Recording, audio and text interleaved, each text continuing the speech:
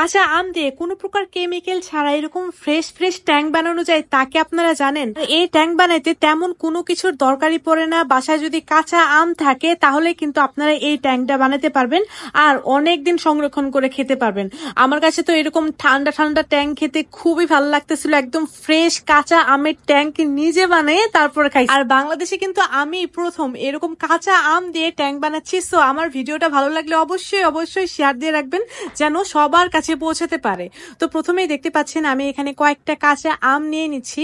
আমগুলোকে খুব ভালোভাবে আমি একটু পিল করে নিচ্ছি, খোসাগুলোকে খুব ভালোভাবে ছাড়িয়ে নিচ্ছি। আপনারা চাইলে এই কাজটা ছুরি বা বটি দিয়েও করতে পারেন, তবে আমার কাছে এরকম পিল করতে খুবই মজা লাগে, মানে খুবই ইজি ভাবে হয়ে যায় কাজটা। তারপর আমগুলোকে আমি এরকম টুকরো টুকরো করে কেটে নিয়েছি। কেটে নেওয়ার পর একটা ব্লেন্ডারে জারে দিয়ে দিলাম। তারপর এখানে দিয়ে দিচ্ছি মিশ্রি। এখানে আমি চিনি ইউজ করবো না, মিশ্রি ইউজ করব, কারণ এটা যেহেতু আমরা শুকাবো তার জন্য মিশ্রিটাই আমাদের এখানে প্রয়োজন হবে। এখানে একটু সামান্য গ্রিন ফুড কালার দিয়ে দিয়েছিলাম। তারপর এটাকে খুব ভালোভাবে ব্লেন্ড করে দিয়েছি।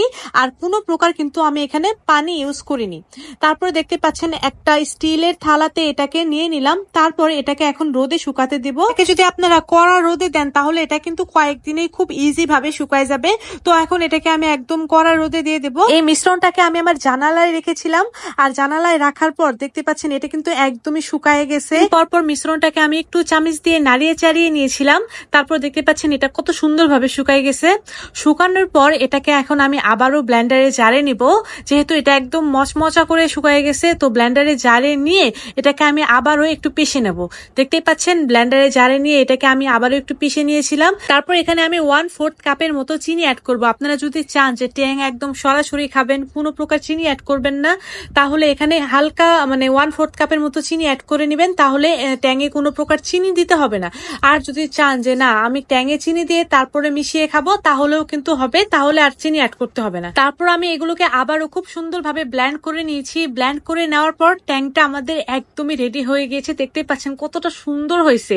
আর এই ট্যাং আপনারা কিন্তু অনেক দিনই সংরক্ষণ করে রাখতে পারবেন। আচ্ছা, এখানে আমি ট্যাং বানানটা ভুল করেছিলাম, তার জন্য সরি। খুব তাড়াহুড়া করে লিখতে যায় ট্যাং বানানটা ভুল হয়ে গিয়েছে। অনেকেই বলবেন যে আপু ট্যাং বানানটা ভুল করলেন কেন, তাই আমি বলে দিলাম।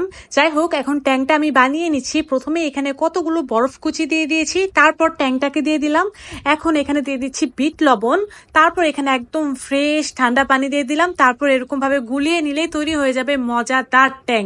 আর এই ট্যাংটা দেখতে এত সুন্দর লাগতেছিল আমার কাছে মনে হচ্ছিল খাবো নাকি এটাকে সাজায় রাখবো। যাই হোক, রেসিপি ভালো লাগলে কিন্তু অবশ্যই রেসিপিটা শেয়ার দিয়ে আপনাদের টাইম লাইনে রেখে দিবেন, যেন পরবর্তীতে দেখে দেখে বানাতে পারেন। এরকম তপ্ত গরমে এরকম ঠান্ডা ঠান্ডা ট্যাং খেতে কিন্তু অনেক বেশি ভালো লাগে। দেখা হবে তাহলে নেক্সট এপিসোডে। সেই পর্যন্ত সবাই ভালো থাকবেন, সুস্থ থাকবেন। আল্লাহ হাফেজ।